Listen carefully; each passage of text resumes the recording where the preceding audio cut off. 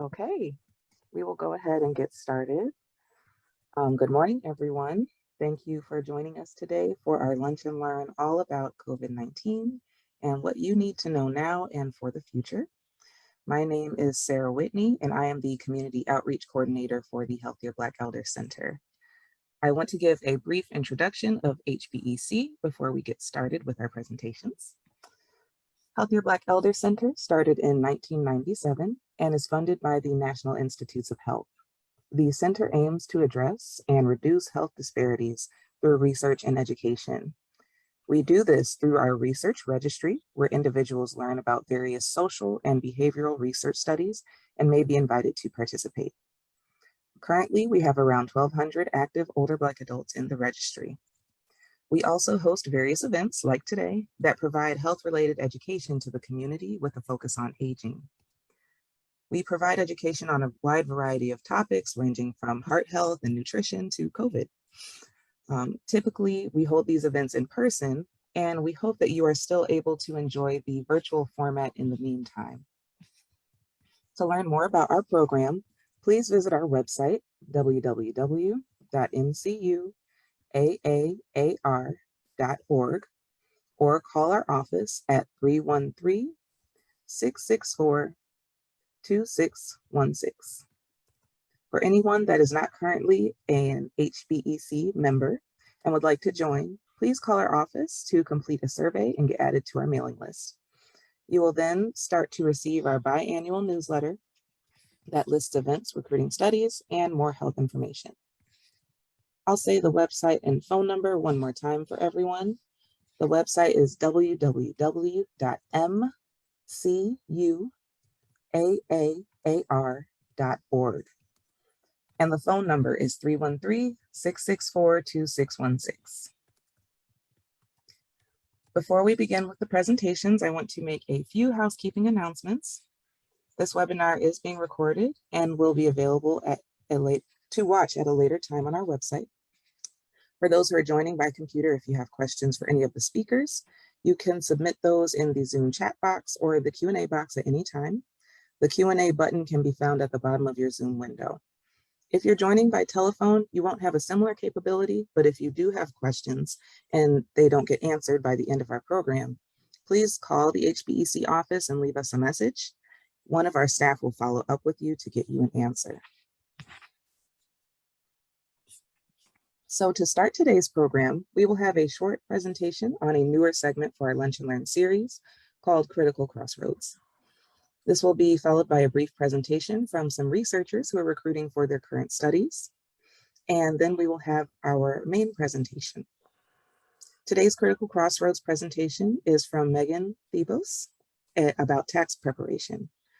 Megan is the Director of Economic Mobility Initiatives with the United Way of Southeastern Michigan and is here to share a few tips to make sure you're prepared for this year's tax season. Thank you for joining us, Megan.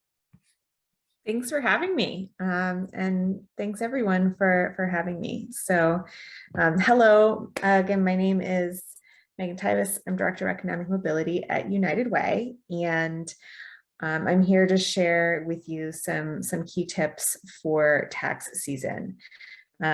So I think the number one message that I want everyone to take away today is that there's money available through the tax system, that especially during COVID, we've seen the federal and state government really offering a lot of benefits through the tax code. And so, but people have to file taxes in order to claim those benefits.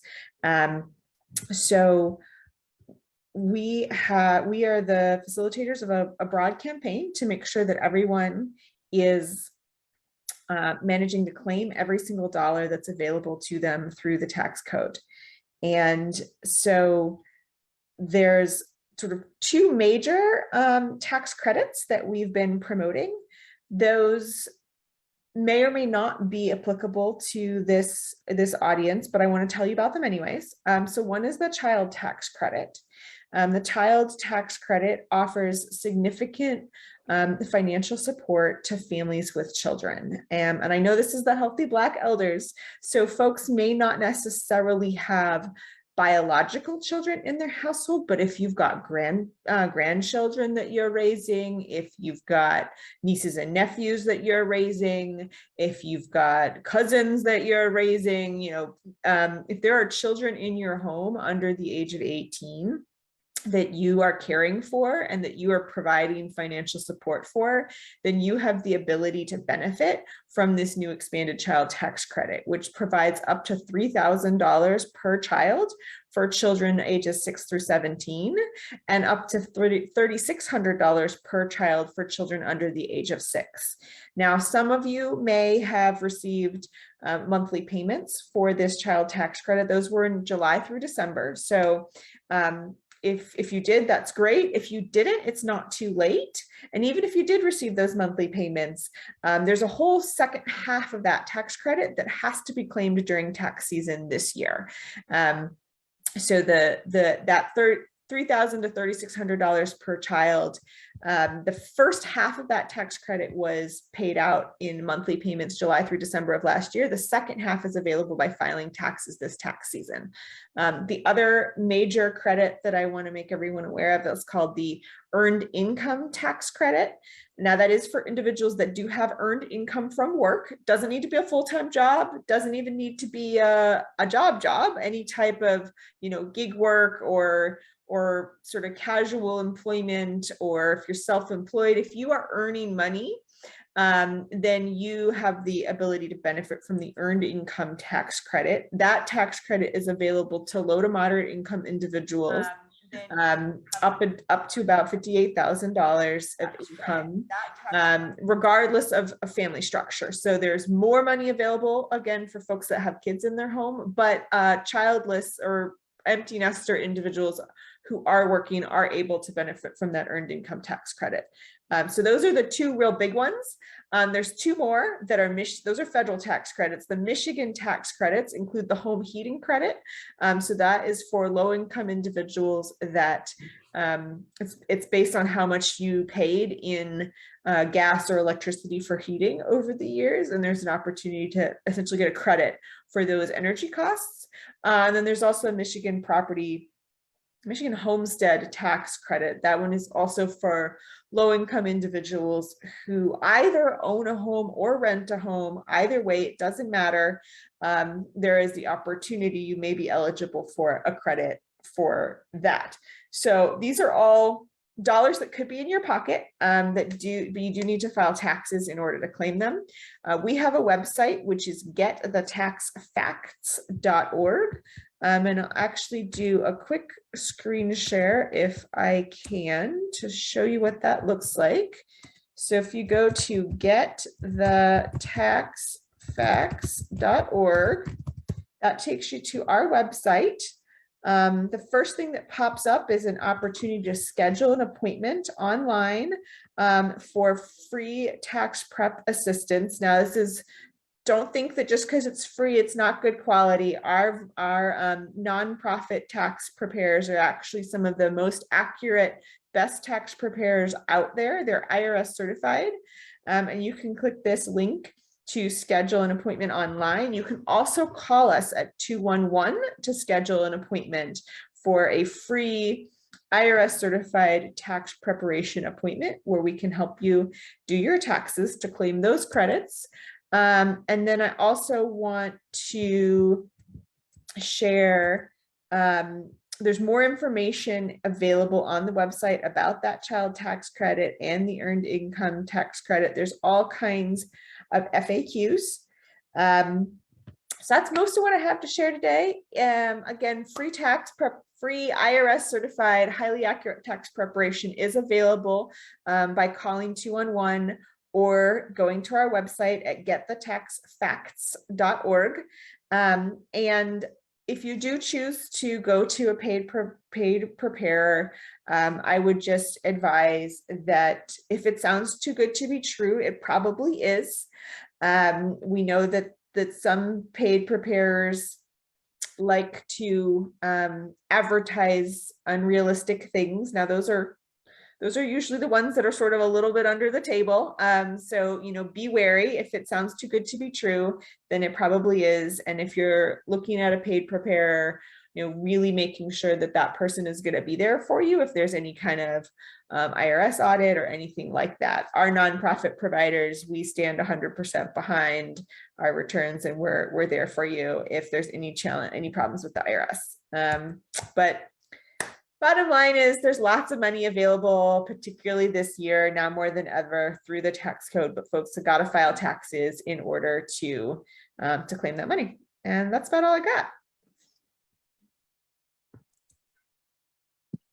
All right. Thank you very much, Megan. It's very useful information at the right time of the year for everybody. So thank you very much for offering your time here. Yes, absolutely. Tax season deadline is April 18th. However, if you are expecting a refund, there is no penalty for claiming your refund by filing after April 18th. So ideally getting it done by April 18th, but it's never too late to file when you're expecting a refund. Okay. Well, thank you again, Megan. We really appreciate all that great information. Thank you. Up next, we have a few short presentations from some researchers that would like to share information about their current studies. If you hear one that interests you, you can write down their contact information. If you don't catch the contact info, you can give us a call at the Healthier Black Elders Center after today's session to get that information. So we will start off with Anna.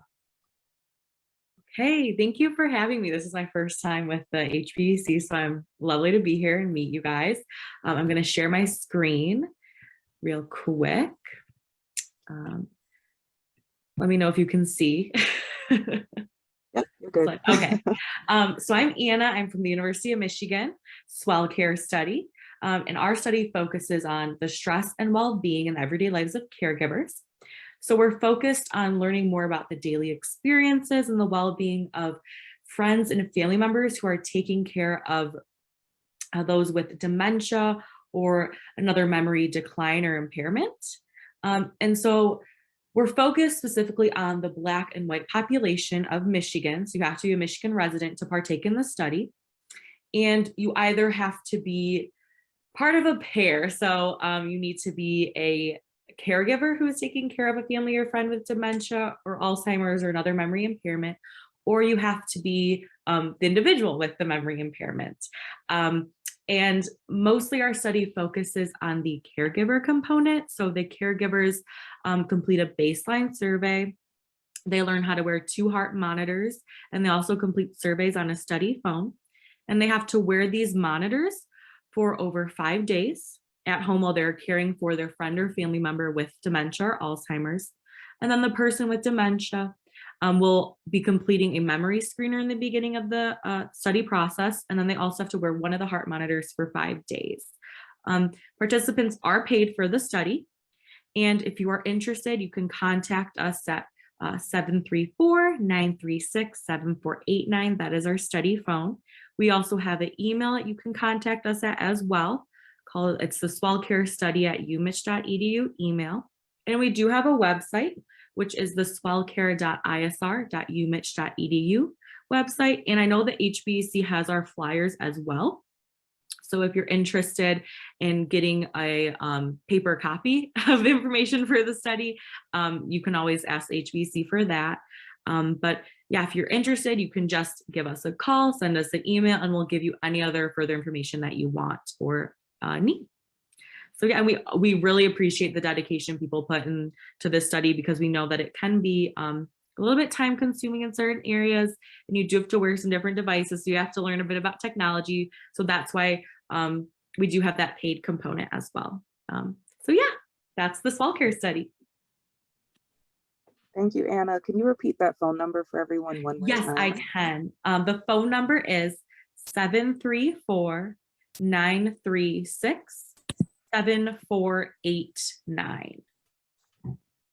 Thank you. You're welcome. Thank you. Stop sharing. Okay, next up we have Christina Harrington.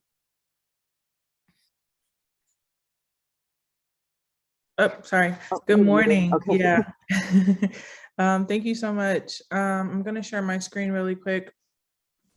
Just a really quick overview or introduction. My name is Christina Harrington. I am an assistant professor in the Human Computer Interaction Institute at Carnegie Mellon University, and I am the director of the Equity and Health Innovations Design Research Lab, where we study, how to make technology more inclusive and equitable for historically marginalized groups.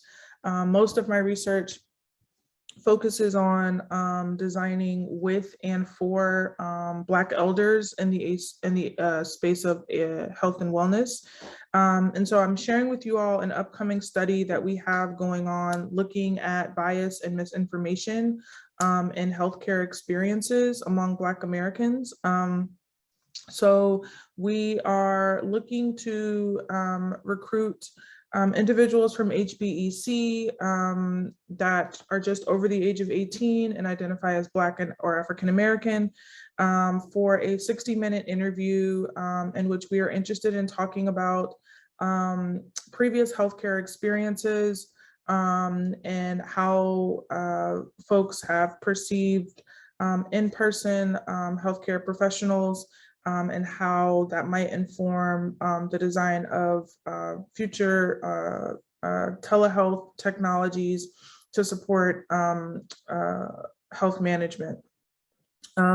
This is a virtual study. We are conducting interviews over Zoom.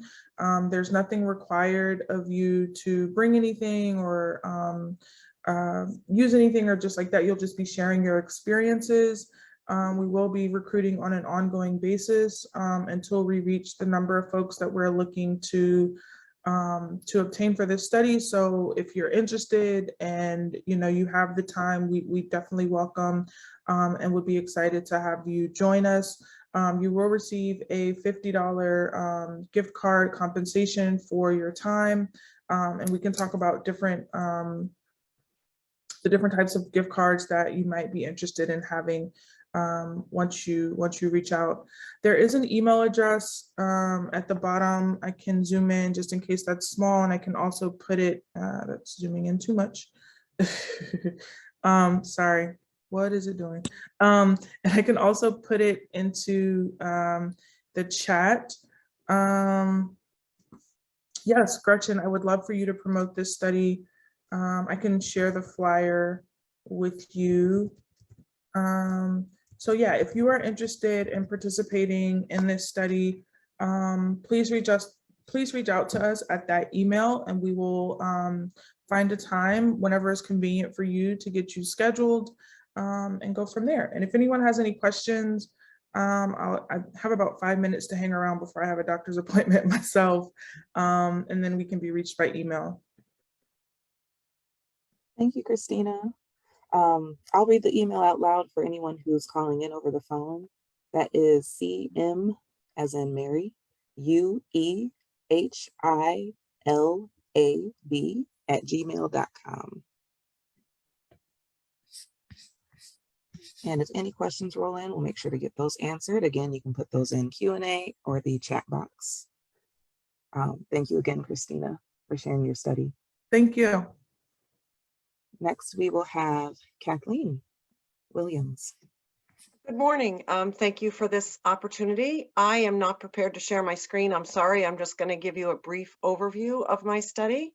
My study is called Families Coping Together with Alzheimer's Disease, or FACT-AD. I am a clinical research nurse at Yale University. We are recruiting nationwide. For any adult who even has a concern about their memory, you do not need to have a diagnosis. What you do need to have is an adult child who is willing to be in the study with you. The study consists of each of you filling out a survey for which we pay $50 to each participant. And then 2 weeks later, there's a Zoom where we send a little suitcase to your home, and all you have to do is put Velcro finger tab on, and we monitor your blood pressure while you and your parent or adult child play some games and have a discussion, and we pay you $100 each for that visit. And then we repeat those 2 visits in a year. We are interested in anyone around the country. You don't even have to live with your child. They could live in a different state. You can reach me by kathleen.williams@yale.edu or 203-641-5373. That's what I would like to say. We are looking at relationships. That's what we're interested in, caregiver relationships between the parent and the adult child. Thank you, folks. Thank you, Sarah. Thank you, Kathleen. And lastly, we will have Stephanie Goodman. Hi there. Thank you so much for having me and giving me the opportunity to speak to your cohort and organization and members. So I'm going to share my screen. Let's see if this works. Okay, so I wanted to talk to everyone today about the Wisdom Study. The Wisdom Study, it's a nationwide clinical trial that is a breast cancer prevention study. The goal of the Wisdom Study, what we're really trying to do is we're trying to modernize and improve the way that breast cancer is screened and detected. And the way that we're approaching this goal is by comparing a new kind of novel way of approaching breast screening, which is an approach that's based on each woman's individual risk factors for breast screening, and compare it to the standard of care, which is the approach of having women get mammograms every year starting at the age of 40. The reason why we're conducting this study is because annual mammograms are standard of care, but that approach is based on 30-year-old data. And there's a lot of kind of controversy around what is the best way to determine how often and when to start getting mammograms and when to stop getting them. There's 7 different clinical guidelines right now in the United States. And our guidelines actually differ with guidelines in other countries that have similar or less breast cancer incidence prevalence than we do in this country. So we really want to see if we can do better for women than the current model. And so the study is conducted mostly online. So we enroll women who have never had breast cancer and who are between the ages of 40 and 74 years old. And if you're interested in the study, what you do is you come to our website. It's thewisdomstudy.org. I'm showing it right now on my screen. And the website provides tons of information about what we do and how we do it. And essentially, there's just a few steps to be involved in the study. You come to our website, you set up an account online, and you fill out a survey about your breast health on the computer. It takes you can do it also from a phone, from a smartphone, or from a tablet or a computer. So it's computer-based. And the survey takes about like 20 minutes to fill out. And we ask questions about your breast health and your family health history of breast cancer. And then the Wisdom Study will send you a recommendation of when to start mammograms or stop mammograms and how often to get them. Some women in the study will also complete a saliva-based, like a spit kit that where we collect a sample of your DNA and analyze it for 9 different genetic mutations that are associated with breast cancer risk. And women who enroll in the study actually have the choice of what group. We have 2 different study groups. One study group is a cohort of women who will get mammograms every year until they turn 74, and then they would stop screening according to the clinical guidelines. And the other cohort of women would receive this Wisdom customized screening schedule based on their risk. And so women who enroll in the study have the choice of which group they can be in. If you feel strongly like you want to get annual mammograms, you can continue to get annual mammograms. And if you are interested in this different approach, which is based on your own unique individual risk factors, you can join into that group. And really all that's required of the study is filling out a questionnaire once a year about your health online. And also, if you are receiving mammograms, then we collect your mammogram report, and we can help you send that to us. We can contact your mammogram facility and have them send the report to us. And we follow women over the course of about 5 to 10 years, just by staying in touch once a year with that questionnaire.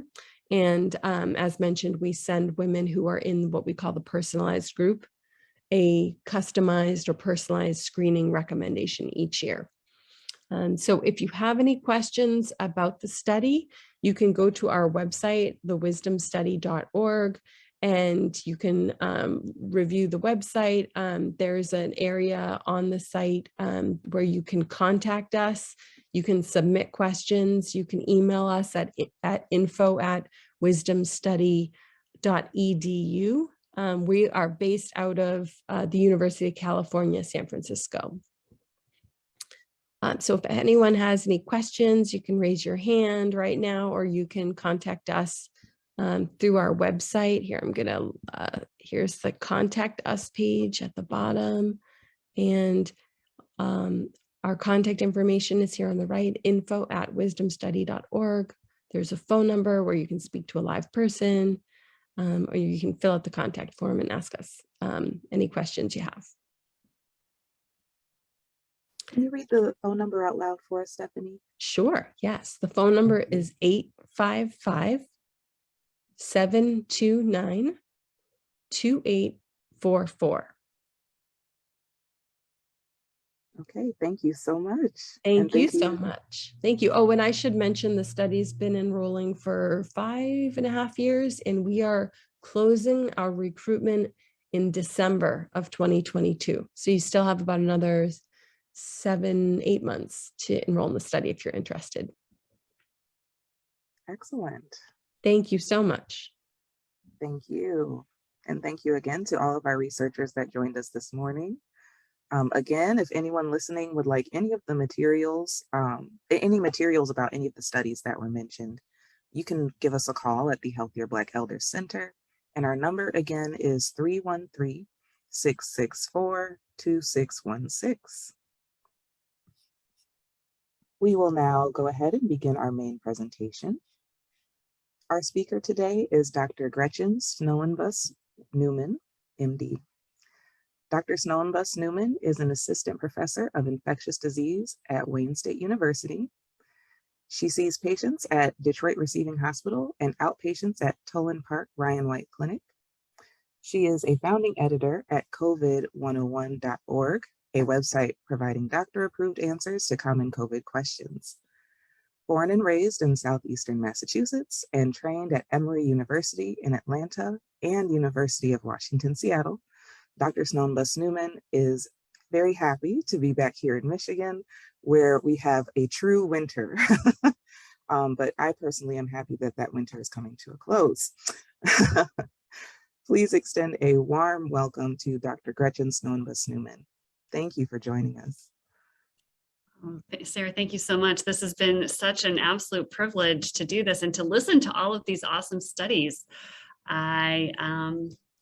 I'm excited about that and the possibility of all of what's going on. It's very cool. Cool stuff is going on. I'm turning 40 this year and I'm like, oh, I could get fewer mammograms. That sounds great. So anyway, the title of this talk is COVID Unmasked, and I'm excited to talk to you guys about this. COVID has been an ever-changing landscape over the last, we're in our 3rd year now of COVID, and that is a lot. Y'all, it is a lot, and it has changed continuously. Before COVID, I was an HIV doctor, and I'm still an HIV doctor as my quote unquote real job, but all of us now are COVID doctors as well. So I will tell you guys, I am happy. I've timed the presentation so that we'll have a lot of time for questions, and I want to make sure folks feel free. I'll talk, I have nothing to disclose. Talk first through some of the history and the dynamics of the COVID-19 pandemic, where we've been. I'll talk about preventative measures, including vaccines and CDC risk guidance. I'm going to talk briefly about treatment, because I think it's important for y'all to know that we do have treatment available, including outpatient treatment now. And then we're going to talk about COVID forecasting, which is a fool's errand, but we're going to do it anyway. So let's talk about some real basics of COVID. So what is COVID-19?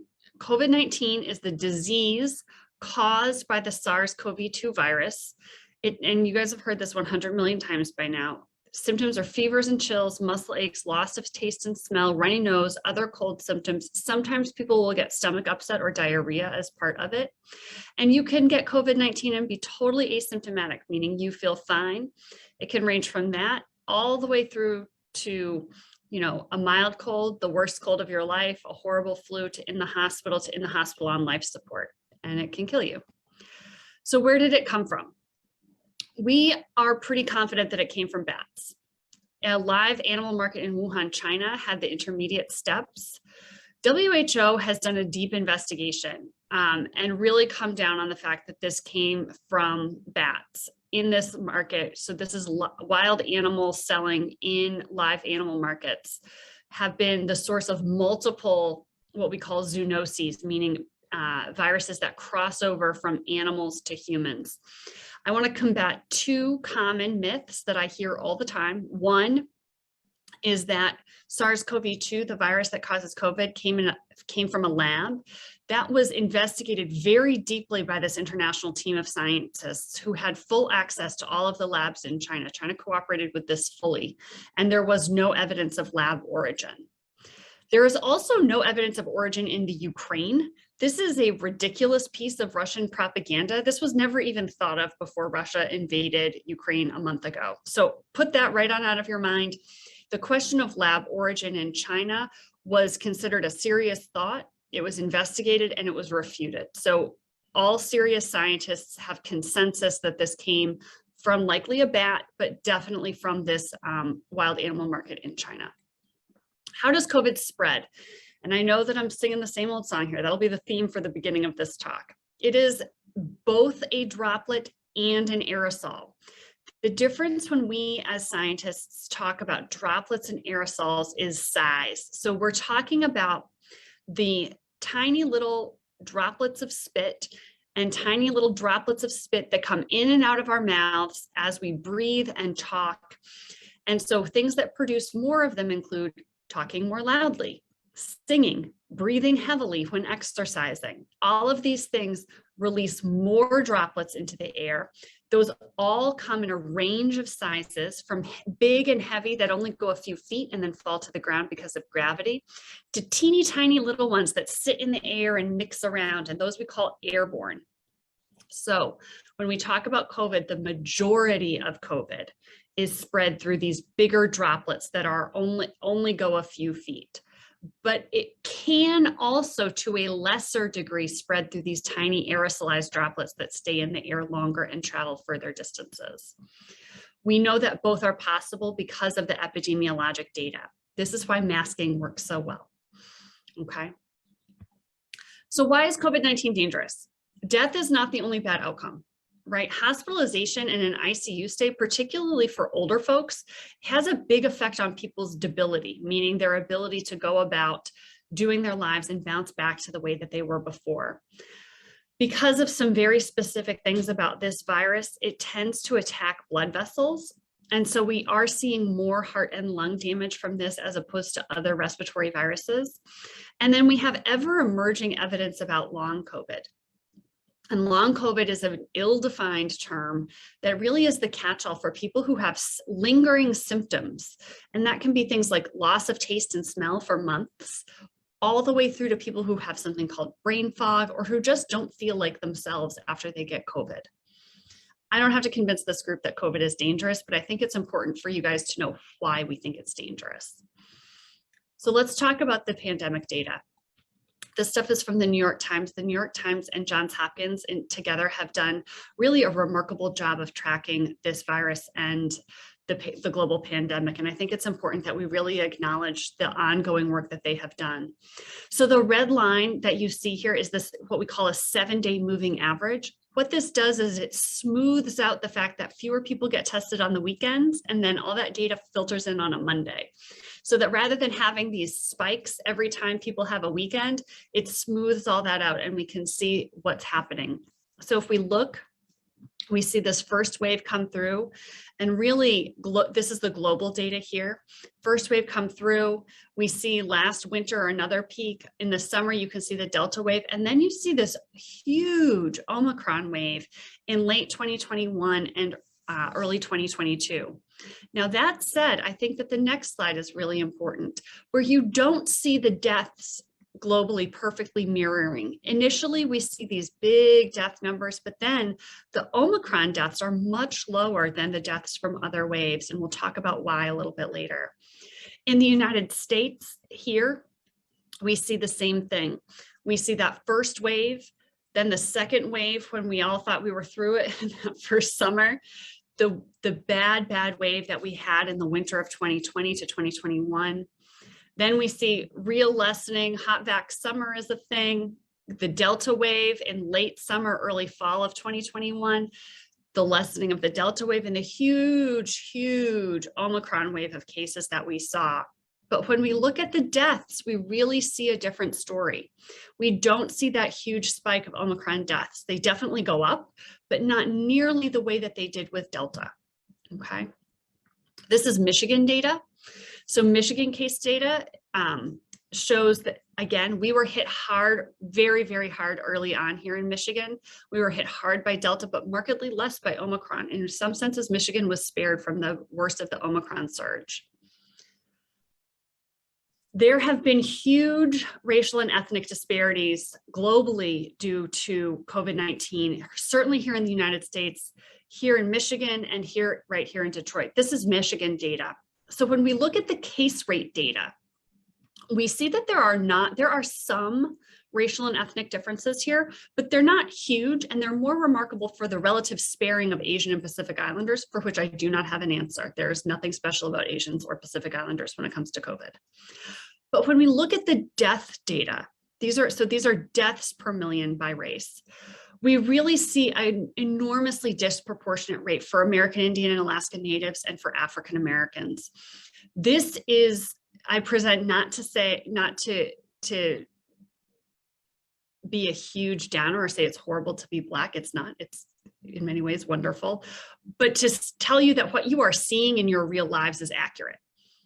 You are not crazy. It did hit Black people harder, and more Black people died, even though roughly equivalent rate of white people got sick. That has a lot to do with early in the pandemic, the hugely disproportionate burden of COVID-19 disease amongst Black elders.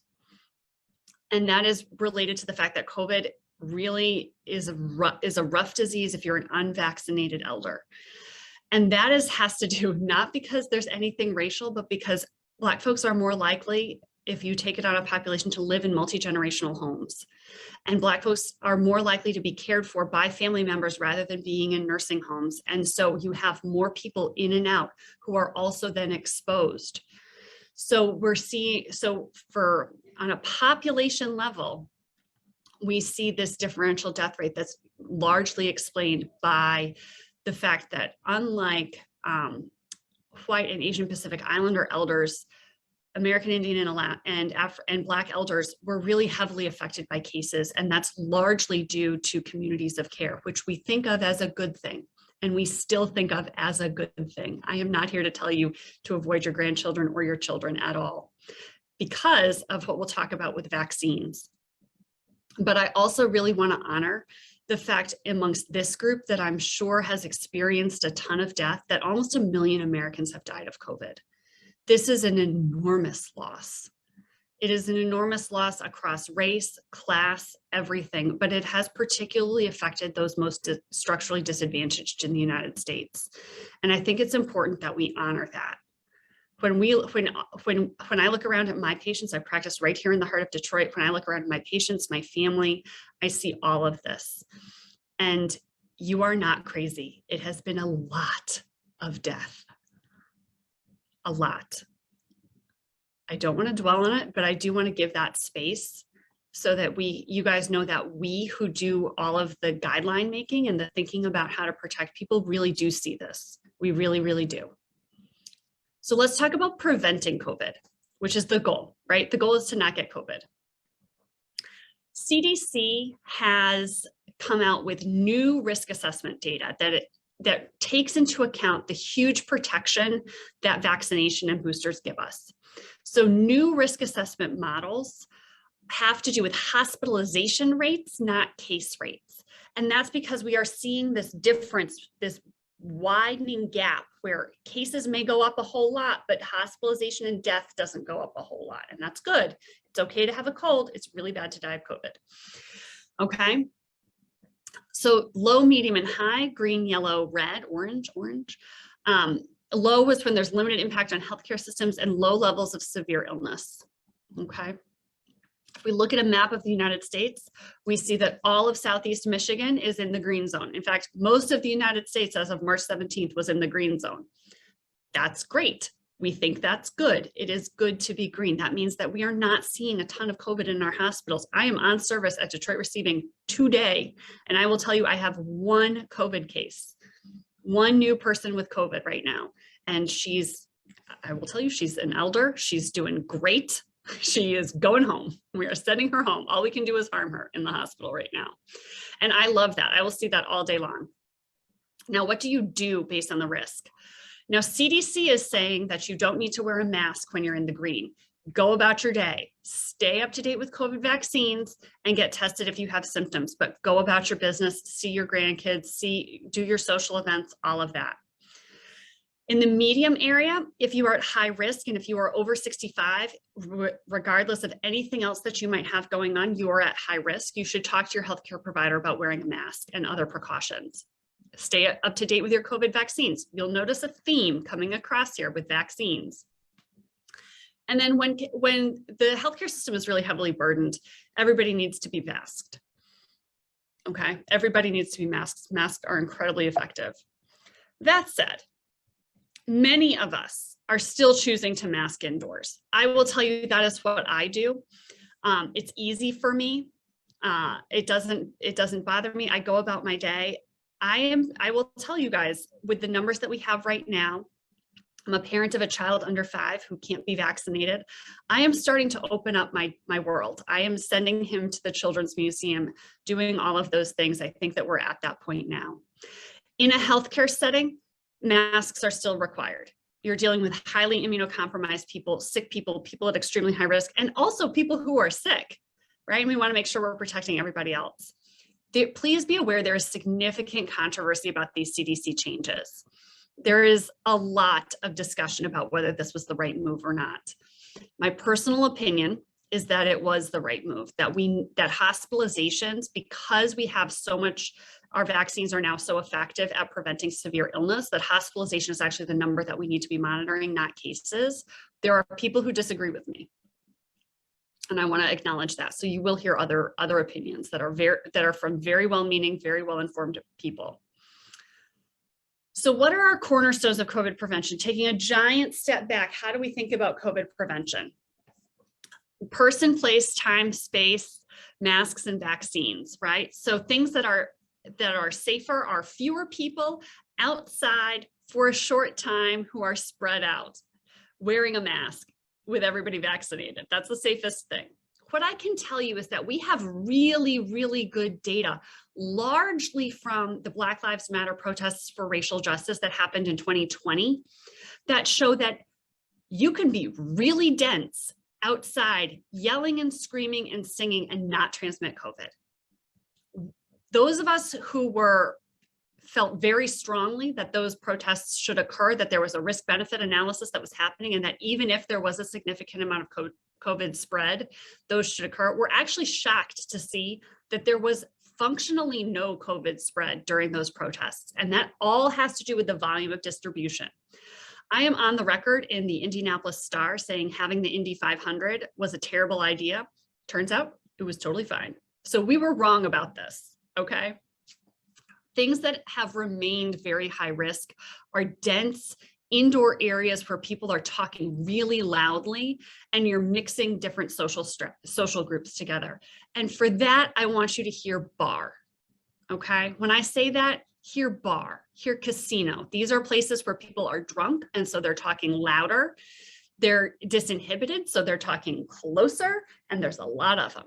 Okay. Masking is incredibly effective. One-way masking works. So if you're sick, wearing a mask protects others. If you're not sick, wearing a mask protects yourself, regardless of whether the people around you are masking. And then vaccines remain extraordinarily effective. They are keeping your immune system locked and loaded. This is a graphic showing what we just talked about. In general, my approach for people is to think about your risk budget. We cannot stay fully isolated forever. It is not healthy for us. There are competing interests. In 2020, when people like me said, lock it all down, we thought that we were talking about a couple months. We are now 3 years into this with treatment and with vaccines, and we need to have different approaches to how we're going to mitigate risk and how we're going to spend our risk budgets. That does not mean that they're not going to change. A large part of this is being responsive to the way things change. So as the transmission and the severity changes with a new variant, things can change, and we just need to be able to be adaptable. Listen for us to change our guidance depending on those things. Expect that. So what does it mean to spend down your risk budget? It means that you're going to weigh the importance of the activity against the risk that it poses. And the risk that it poses is going to be a combination of those things: person, place, time, space, masks, and vaccines, along with what the community transmission levels are. So in low transmission times, going to a wedding, going to a funeral, going to a baptism, whatever, pick your family event, is going to be inherently lower risk because the likelihood that any one person there has COVID is lower. At a high transmission time, the risk is going to be higher. So you're going to use more of your risk budget if you go there. But all of this has to get weighed against the importance of the activities. My parents are in their 70s, and they've got grandkids. For a long time, none of us were vaccinated. And what we did was we picked our times that were really important for my parents to see their grandkids. We chose times when transmission was low. Everybody tested before, and even before we had vaccines, we were able to have people be in contact with their loved ones, which is really important for all of our mental health and for all of our physical health, quite honestly. Now that we all have vaccines, I will tell you, in my own family, my parents, my grandmother is 96, and we're still and kind of grouchy, quite honestly. So she's still not up with her great-grandkids all that much. But my parents, my in-laws, see their grandchildren regularly. And what we do now is that we test before everybody gathers, and we think that that's pretty safe. All the adults are vaxxed and boosted. Every child who can be vaccinated is fully vaccinated. We test beforehand, and then we don't wear our masks together, because for us, that family unity is really important for our family life, for our mental health. Kids, my baby was born during COVID. It's really important to me that he have his grandparents in his life. Let's talk about vaccines, because you have heard me say vaccine, vaccine, vaccine, vaccine, vaccine. And as elders, I really want to reinforce to you guys that you guys are hugely important in getting your community vaccinated. We are doing actually quite good here in Michigan, quite well here in Michigan, in getting our elders vaxxed and boosted. And I want you guys, as tastemakers, as trendsetters, as, dare I say, influencers in your families and your social networks, to really be advocates for vaccines. And so I'm going to walk you through this in actually quite a lot of detail. So how do we even develop a vaccine? Forget the COVID vaccine. Step way, way back. How does a vaccine or any other medication get developed? There are 4 phases that something goes through. Phase 1 is animal tests. Is this something, if it kills rabbits, we're not putting it in humans, okay? These are safety tests. Phase 2 is also a safety test. It's in a small number of humans. Phase 3 is the critical phase. Phase 3 is an efficacy test where we give the vaccine or the medication to a large number of people and watch and see if it works.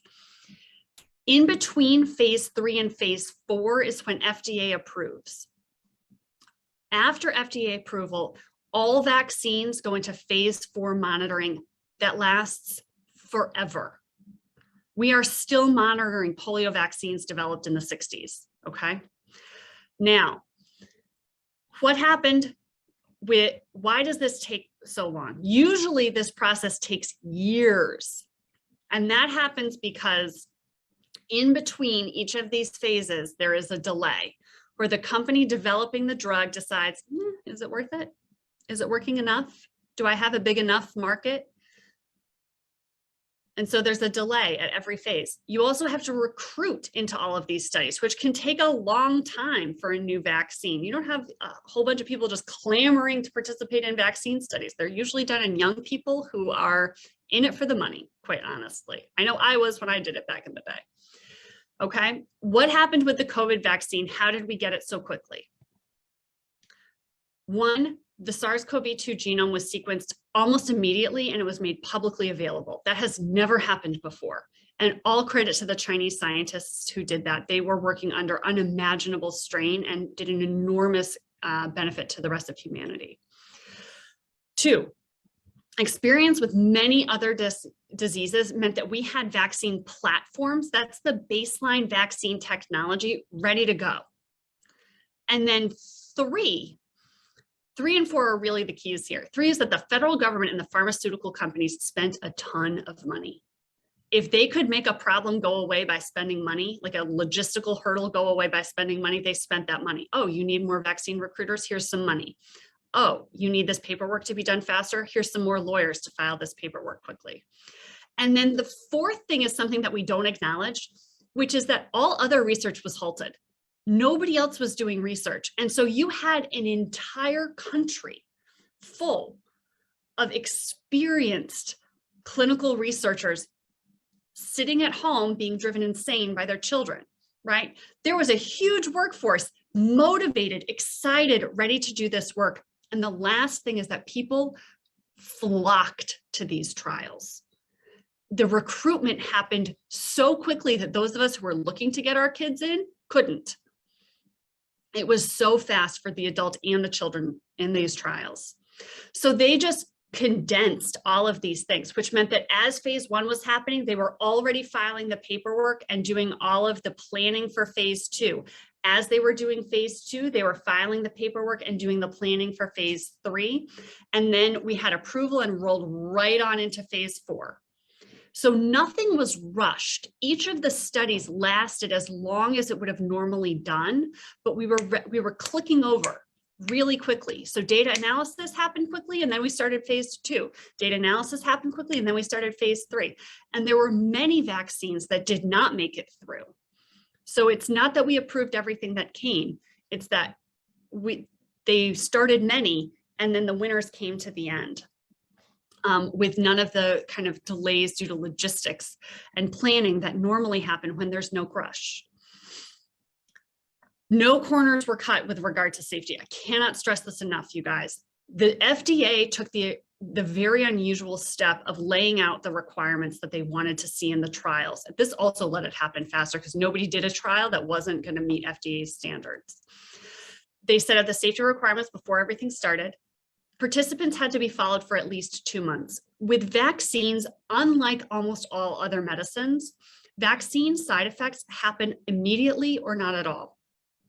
And so for vaccine, and this has been true for many, many years, in many, many vaccines, we do not see delayed effects of vaccines. The trials had to be big for vaccine trials, at least 3,000 participants. And they recommended strongly the inclusion of diverse study participants, which they've actually never done before. Specifically older adults, racial and ethnic minorities, and people with other medical problems. Older adults and people with other medical problems are often excluded from these trials because vaccines tend to be less efficacious in these populations, and companies want to show a lot of effect. FDA really strongly recommended, and they were included in these trials to make sure that the vaccines would work for everybody. And then racial and ethnic minority inclusion recommendations were due to the disproportionate effect that we've seen of COVID-19. And we wanted to make sure that these studies represented the people who were being affected. A study of, 3,000 18-year-old white men would not have been sufficient for FDA.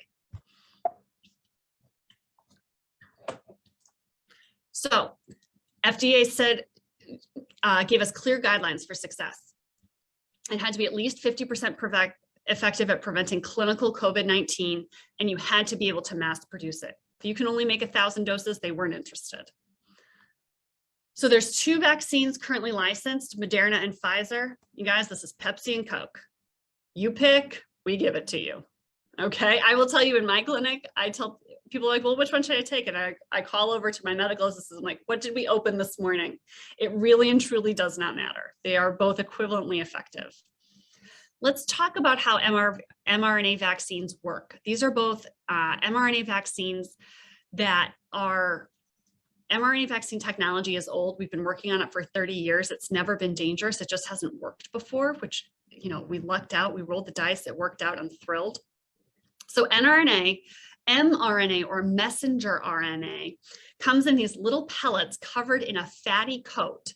The fatty coat allows this little teeny tiny bit of messenger RNA to go into the to get into the cell, the target cell, and then that messenger RNA tells the cell, hey, produce this one protein.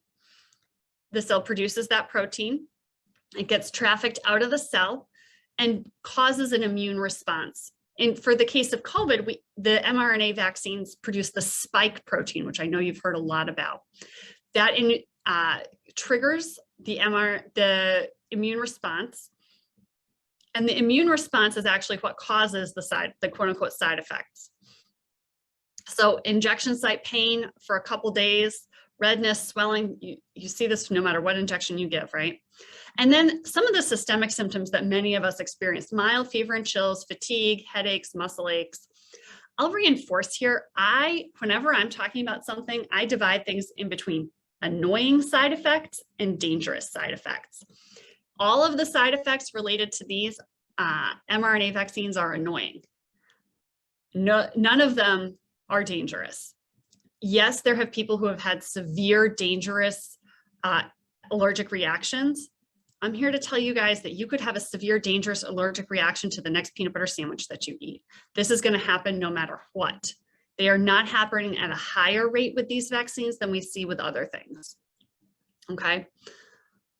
Let's talk about the Pfizer vaccine against what I like to call OG COVID. So this is the study that was put out initially and is the basis for the approval of Pfizer. The study included 30,000 people in the United States. These are all global studies, 30,000 people in the United States, 10% were African-American, and about a quarter were over age 65. So they really did follow FDA guidelines here. It was 94% effective. Doesn't that break your heart? 94% effective against OG COVID. And that's not for hospitalization. That's not for death. That's for just straight up getting COVID. Beautiful graph here on the right showing you that the people who got placebo continued to get COVID and the people who got the vaccine did not get COVID. Moderna did their study slightly differently. So you'll see this red line go up a little bit, but really this is just the time, the 2 weeks that it takes for the vaccine to be effective in the body. 44,000 people worldwide, again, about 30,000 in the United States. 10% were Black or African-American, 15,000 were over age 55. So again, a large number of elders included in this, 94.6. No differences across race, ethnicity, age, all of the subgroup analyses, which is when we look at all of those subgroups were the same. Again, OG COVID, okay? So where are we now? We are having less effectiveness against particularly Omicron in terms of preventing actual cases. So we are still seeing, though, a large effect. The black line here is people who are unvaccinated. Okay, so you can see the case rate goes up much, much more for unvaccinated people. There is still significant protection against even getting COVID associated with vaccination. It is not that beautiful 95% that we saw against OG COVID. That is true, but it is way, way, way better than nothing. Okay, it is an over 50% reduction at this point still. So even against these new numbers, this vaccine would have been approved based on what FDA said, these vaccines. Okay. When we look at the death by vaccination status, this is where it really shines though. Again, yes, getting COVID is bad, but dying of COVID is even worse. We see mild bump here with Omicron. Huge differential here between this black line where the rate of COVID death for people who are unvaccinated is at about 12. And for people who are vaccinated, it's about 2. When we look at the booster, we see even more effect. The booster is dropping you down again, even as compared to just 2 doses with respect to cases, meaning getting COVID at all. And then dropping you down even further with respect to death. It's about having your risk of death as compared to just 2 doses of the vaccine. The vaccine remains very effective. It remains safe. It remains effective. It is still our #1 thing on a population level that we can do to make COVID an annoyance and not this ongoing thing that's affecting all of our lives. This is some data giving, in case the graphs are not the way that you understand things. For unvaccinated people age 5 and older, they are 2.5 times more likely to test positive for COVID. And they are 9 times more likely to die of COVID. Okay. For unvaccinated people aged 12 and over, so these are people who are eligible for a booster. So if we're comparing booster to unvaccinated, they're 3.5 times more likely to test positive for COVID and 21 times as likely to die of COVID. These are very, very important numbers, very important differences. Vaccination remains very effective, more effective than the flu shot. Okay. Let's talk about treatment, because vaccine isn't the only thing that we can do. I am not going to talk about the way that we treat you for COVID when you come into the hospital. You're going to come into the hospital. Hopefully you will never see me in the hospital, but should you come into the hospital for COVID, I'm going to just take care of that for you. Okay. That's what we do. For people who cannot mount an appropriate response to vaccination, we do have pre-exposure prophylaxis. This is called Evusheld. It's monoclonal antibodies. It is still effective and it is underutilized. So I want to make sure you're aware of this. For people who are getting active treatment for cancer, for people who are stem cell transplant recipients or have had an organ transplant, for people who have a severe primary immunodeficiency, for people who have HIV but are not getting treated for their HIV, and for anybody, this is the big category, honestly, for anybody who's on active treatment with steroids. So this is anybody who's on prednisone at a dose greater than 20 milligrams. It's a shocking number of people that get included in that group. So if that's you or someone you know, call your primary care doctor, okay? Call them up. We all know how to do it. They can call ID. We know how to do it. Outpatient treatment is available. There's 2 kinds of pills. One is really, really good. It's called Paxlovid. One is less good, but if that's what you've got, that's what you've got. It's called molnupiravir. And then there's an infusion of sotrovimab. I am telling you guys, these are not made up by people who have to talk. So sotrovimab is a monoclonal antibody infusion. All of you guys would be recommended to get one of these if you test positive for COVID. This is why I tell folks to test whenever you have symptoms. Test. I know it's not cheap. I'm aware. Get those Biden tests, use them when you have them. All of these things work better when you treat early in the disease. If you test positive, please call your primary care doctor. All of us know how to get these folks, there's a little bit of paperwork associated with it, but we all know how to get these drugs to people in their homes. So where are we going with COVID? And then I'll stop. I'm going to be straight with you guys. We're going to have another wave or variant. We have COVID circulating globally, and until we get vaccine equity, meaning most people around the world are vaccinated, we're going to continue to have new variants. That's how these things work. Vaccine equity, meaning not just places like the United States and Western Europe have access to vaccines, but all of Asia, Southeast Asia, Africa, South America have access to affordable vaccine is how we actually really control the new variants. How will we know as a wave is coming? Look at the UK. The UK is the United States' canary in a coal mine when it comes to this. We tend to run about 3 or 4 weeks behind them. And then I want to bring your attention to something that CDC is doing, which is wastewater testing. Wastewater testing is a way of looking across a community and seeing how much COVID is there, regardless of how much people are testing for it. And so you can go to the CDC website. If you type into Google CDC wastewater COVID, it will come right up. And you can monitor them. So, and they'll give you percent change over 2 weeks. We are starting to see more red dots around here, kind of throughout the United States. Those are places that are having big increases. And that to me is a sign that in the next several weeks, we'll see another wave. Now, is that wave going to be associated with more disease or just more people who test positive with a mild cold? I don't know, but I'm expecting it to come. Another source for reliable information is the website that I edit and that I helped to found, which is covid-101.org. These are plain language, doctor-reviewed answers to all of your COVID-19 questions. I'm going to be frank with you. We went on hiatus this winter. We were very burnt out and very, very tired.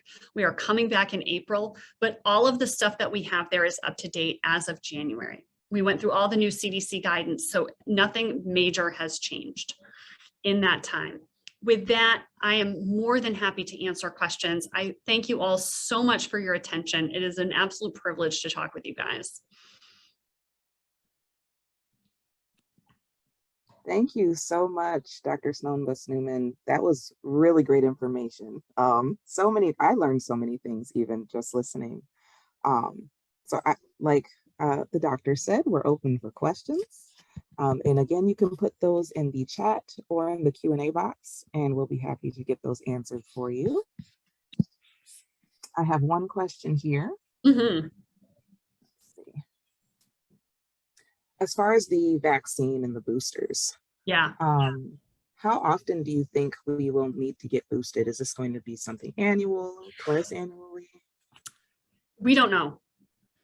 At this point, if you had asked me a year ago, the data looked a year ago like we were going to need this every several years, kind of like you get your pneumonia shot. It's definitely, my guess is that will level out at annually. So you'll get your COVID and your flu sometime in September, October would be my prediction. Now, COVID has made a liar of all of us. That is my prediction right now. I will tell you, it will be interesting to see what the FDA does. Both Pfizer and Moderna have submitted for the 4th dose right now. There's a lot of skepticism in the infectious disease community about the utility of the 4th dose.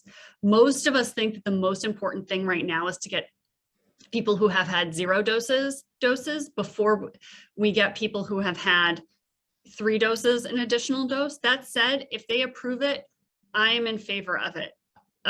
Like the doses are going to expire on the shelves. So not getting your dose does not send a dose to India. It's important that we maintain those recommendations. I will be interested to see what this data is. The data has not been released to the public yet. So my expectation is that in several years, we'll be doing it annually, but God only knows what we're going to do in between. Okay. I'm sorry, you guys, it's really unsatisfying. No, that's a fair answer. Honesty is what we're looking for. So as far as effectiveness against future variants, I know that, that's another one that's kind of out there. Mm-hmm. What do we think about the effectiveness of the vaccine against future variants?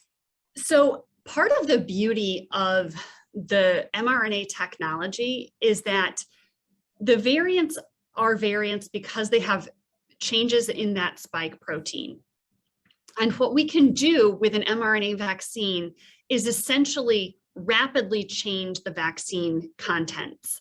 So as the virus mutates, we will be able to create a vaccine variant, just like we do with flu annually, that very rapidly adapts to the changes that get made. So it is likely that at some point, if we continue to have the level of COVID circulation that we have, there will be a variant that escapes, we call it immune escape, that escapes the vaccine.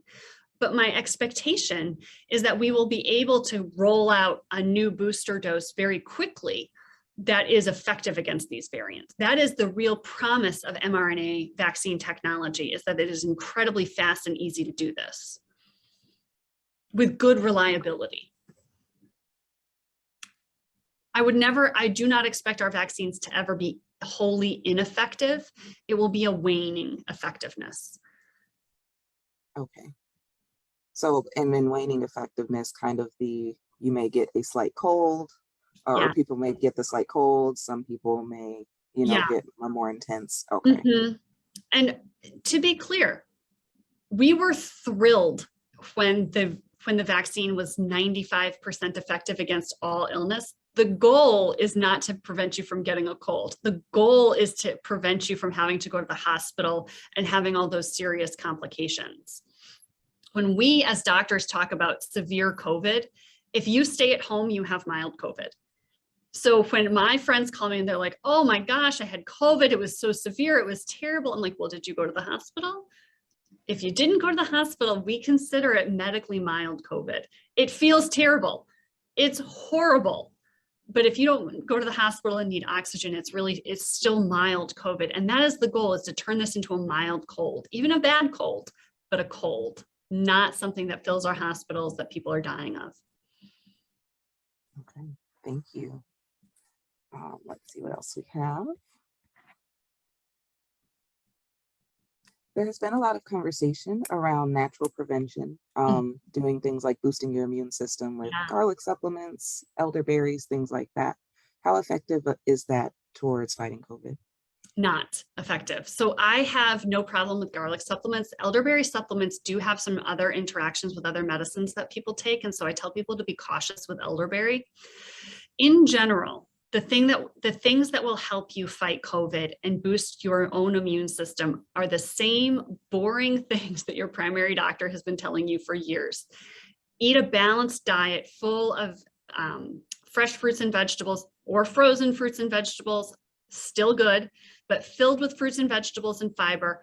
Get moving every single day. I can't emphasize that enough. Actually, movement every single day is really effective at boosting the immune system. And the third thing that we don't talk about that I think is also really important is maintaining social connection, particularly for our elders. There's really, really good data from our gerontology colleagues, who are people who work specifically with the elderly, that folks who have tight social connections have stronger immune systems.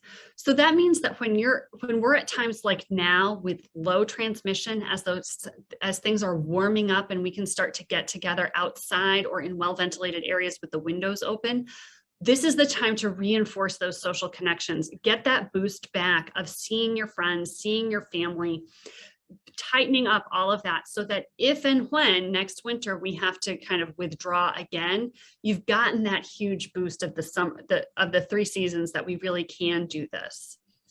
So those are the 3 things I tell people: social connections, a good, healthy, balanced diet with lots of fruits and vegetables, and then moving a little bit every day. It's very boring, you guys, but it works really well. And that actually pairs quite well with the lunch and learn we had last month with Dr. Harvey Eccles, talking about staying fit after 50. Gave us very detailed information about staying active, eating well, Yes, when to take vitamins and minerals and what to take. So again, echoing that. And anyone who missed that, again, you can see that on our website. Please, if you are taking a supplement, as someone who prescribes HIV medicines, which have a lot of interactions with supplements, please, please, please tell your doctor. We really do need to know. Thank you. Mm-hmm. Our next question is about face masks. Yes. Is there a certain type of face mask we should wear? What about reusable masks? Are those okay? So the best face mask is a surgical N95. I live in a surgical N95 and it is god awful. Nobody can hear me talk. I struggle to hear myself. Nobody wants to do that. And it's not necessary for most people. The next most intense face mask, and I'm trying to find mine in my office, is a KN95. So a KN95 is something that I would use in a high-risk situation during times of high transmission. Those are the ones that, unlike the blue round ones, those are the white ones that are a duckbill, usually loop behind your ears. They're far more comfortable. They're very high filtration, but you really don't need them right now. Those are things that I was wearing through the winter when I was doing something like flying, if I had to fly, when I'm rounding in the hospital, or if I needed to go into a small store with a lot of people. The thing that I think is good for most people is just a regular surgical mask. These are available from 100,000 different places. You can use these until they're soiled and then dispose of them. They have, the most important thing is the fit. These have the bendable nose bridge to fit around your nose, and they fit usually close enough on the side of your face that they're blocking a lot of airflow that way. Cloth masks are more effective than no mask. And if that's what you can wear because that's what's most comfortable for you and you have one that fits really well, it's definitely better than nothing. I would say that the things that I do not recommend are any mask with a valve. That's really defeating the purpose of you protecting others. All of that air is going out through the valve and not getting filtered through the mask.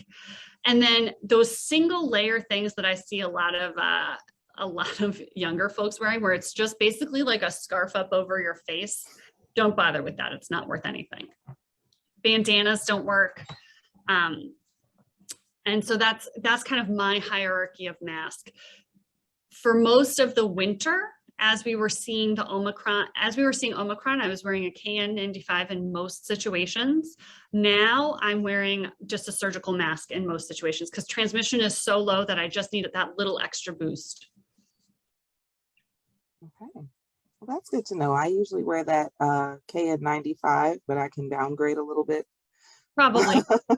Okay. And it's much easier for people to hear you through a surgical mask. And that's really important to me, is to not yell all the time. Yes. Yes. Flexibility is the key with all of this. You're going to go up and down as transmission goes up and down. Okay. Our next question. Is there any information on long-term symptoms of people that contracted COVID and were not vaccinated? That data is coming and will be fascinating. Our suspicion is that there will be less long COVID with people who contract COVID who are vaccinated, in large part because they tend to get less severe COVID. Long COVID or duration of, so there's two things to talk about. One is duration of symptoms during your acute illness. With vaccination, it is definitely shorter. Like, hand to God, no ifs, ands, or buts about it. It's shorter. You're infectious for a shorter period of time if you get COVID, breakthrough COVID, and you're sick for less time. Done. Now, for long COVID, which are symptoms that last weeks or months to years after, we don't have that data yet. Johns Hopkins is doing an enormous study of long COVID. And if you have someone with long COVID that you'd like to enroll, please let me know. I'm happy to put you in touch with them, or you can just Google it. We don't have that data yet. The suspicion is that because COVID is so much more mild in folks who are vaccinated, the likelihood of long COVID will be less. Long COVID definitely does seem to be related to severity of illness. And so I believe that the data will show that it protects. I cannot say that that is a data-driven answer yet. Can you share again what long COVID means and what that looks like? Yeah, so whenever we think of something like long COVID, it's symptoms of COVID that last way longer than the acute infection. So you get sick, you've got fever, muscle aches, chills. Most people that lasts, truthfully 3 to 10 days, and then you're pretty much back to normal. If you are older, that return to normal can take longer, can take weeks, particularly if you've been in the hospital. Our rule of thumb for folks who go to the hospital is a week of recovery for every day in the hospital, kind of our rule of thumb to get back to your baseline. But for people with long COVID, they have specific symptoms, things like loss of taste or smell, shortness of breath on exertion, meaning that they really can't walk or run as nearly as far as they used to be, long after the time period that we would expect that to recover. And we don't really know what causes it. Brain fog is the other one, where people just don't feel like they're thinking as clearly as they used to. But the spectrum, the many different ways that this can prevent, is incredibly varied. And if you ask, honestly, I think it's probably multiple different things that we're grouping together because we don't understand it well yet. And these things last for a really long time, months, weeks, months, years afterwards, long after the virus is out of your body. long after the virus is out of your body, there's this ongoing damage that we really need to understand. It's an area of very active research. It seems like it might, well, you know what, I'm not going to say anything because we just don't know. And having me speculate is not going to be helpful for y'all, but it is not just like, oh, I feel like I had a bad chest cold and a couple weeks later, I still can't run a marathon. This is, I had a bad chest cold and 2 years later, I can't walk to the mailbox. Okay, so it's usually a pretty severe effect in someone who you wouldn't expect that to happen. It's rare, is what I will say. Given the number of people who've had COVID, long COVID is not common. Okay. I think we have one last question. Sure. There has been the change in mask mandates. Mm-hmm. There are still things like sanitizing groceries, not touching things other people have touched, and just general sanitization surfaces, things like that. Is that something that we should still be concerned about? No. So I will tell you, things like public restrooms have always been gross, right? COVID did not make a public restroom more gross than it was before COVID. COVID does not, unlike other respiratory viruses and unlike the stomach flu, COVID does not spread well from surfaces. So if I have COVID, I touch a door handle, you come by 5 minutes later, touch that same door handle, COVID is very ineffective at spreading that way. Other viruses are very effective at spreading that way, like flu, for example. But so things like your groceries, you do not need to be sanitizing and have not needed to be sanitizing for a long time. Your mail, totally safe. Library books, not a thing I worry about. The ball pit at McDonald's, always been gross. Never let your grandkids go in there. We should all be washing our hands multiple times a day. It's just good practice. COVID doesn't really increase that kind of thing. A lot of what happens with a lot of the sprayed down sanitation is what we call hygiene theater. It's a marker for folks that people are taking COVID seriously. More than that kind of spraying down with bleach or Lysol or whatever that I look for is, are your workers wearing masks well? If people are wearing masks well, meaning it covers your nose and your mouth and you're not like up and down and up and down and up and down all the time, or God forbid, my favorite, I'm going to take my mask down to talk to you. That to me is a more important sign that a business understands how COVID is transmitted and is really doing a good job of protecting its employees as well as its customers. So Absolutely. Go to the library. It's all good. Oh, I haven't been to the library in so long. Oh, libraries are great. Libraries, I'm the daughter of a librarian, so you got to plug the public library all the time. Absolutely. Yes, return to our libraries. Yeah, and so I think that my overall message to you guys is that COVID is here. It's still serious, but this is really, I think, going to be one of our window periods over the next several weeks that I'm really encouraging people to do those things that really give your life meaning that you maybe have been cautious about through the winter or even since the beginning. This is a good time, particularly if you're vaxxed and boosted. This is a good time to do it. Get out. If you have been missing eating out at a restaurant, go. This is as safe as it's going to get probably for a while. And it's pretty safe, particularly if you go during off hours. Would I go to the club? Probably not. Would I go have dinner at 5 p.m.? 100%. Also, I love dinner at 5 p.m. It's great. Absolutely. Get me to bed by 9. And that's what I'm doing in my family. That's what my family is doing. That's the decision that my partner and I are making with our child, is we're kind of getting it all in while we can. Yeah, that seems to be a good method, especially while it's warming up a little. I know today isn't good evidence of that, but it will be comes and getting goes. And then hopefully this summer, we'll see a wave, maybe late spring, that won't be all that bad. And then this summer we'll be able to really drive our numbers down. That's my hope. Mine too.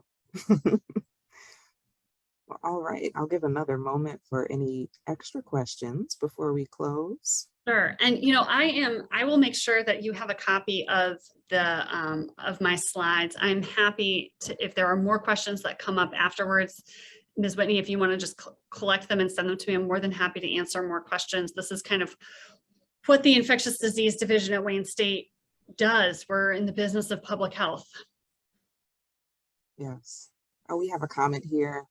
Thank you so much for such an informative and wonderful presentation. I appreciate the honesty and straightforward info. Well, I'm thrilled to be here. As I said, it's a huge privilege to chat with you all. So Yes. Well, I want to thank you as well. Thank you so much for coming today and providing all of that great information.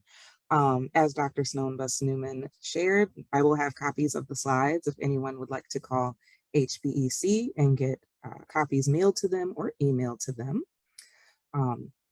I also want to go ahead and reach out and thank all of our other guests we've had today, our researchers, as well as Megan from United Way for the information that they shared.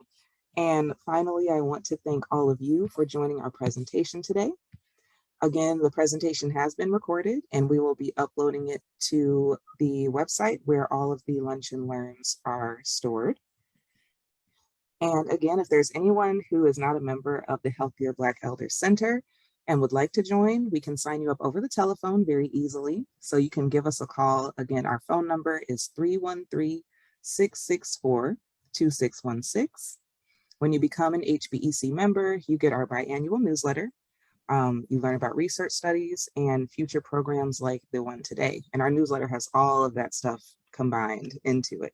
Very good resource of information. So I hope you all stay safe. I hope to see you all next month at our Lunch and Learn. That will actually be about voting rights. And we'll be featuring 2 Wayne State University professors. That will be Heather Walter McCabe and Peter Hammer. It will be presented on Thursday, April 21st at 11 a.m. using the exact same Zoom info that you used today. So if you'd like to join us then, you just go ahead and log right back on or dial right back in. Have a great afternoon, everyone. Stay safe and get outside a little bit while we have this time. Thank you again, Dr. Snoeyenbos Newman. thank you.